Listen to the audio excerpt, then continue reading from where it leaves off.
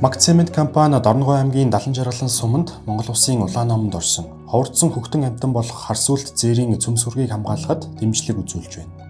Энэхүү төслийг их нартын байгалийн нөөц газарт дүүцүүлэн хамгаалах төслийг хамтран хэрэгжүүлэх гэрээний хүрээнд гүйцэтгэж байгаа юм.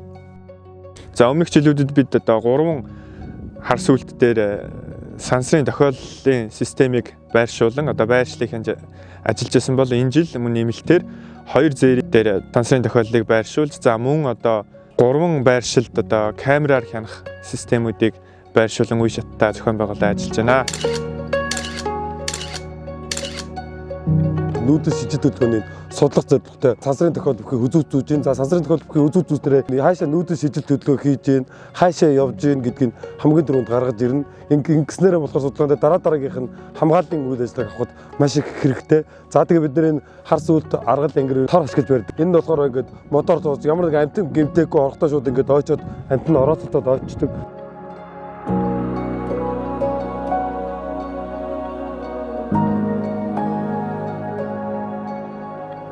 Мак компанитай сүүлийн үед хийж байгаа энэ харс үлд зээрийн судалгааны талаар GPS үзүүвч зүг ажлыг 23 оноос хойш хийж ажиллаж байгаа. Бас мөн амтны биотехнологийн арга хэмжээ буюу дөөс жиг зарах ийм мак компани бидэс санхүүгийн тусламж үзүүлдэг.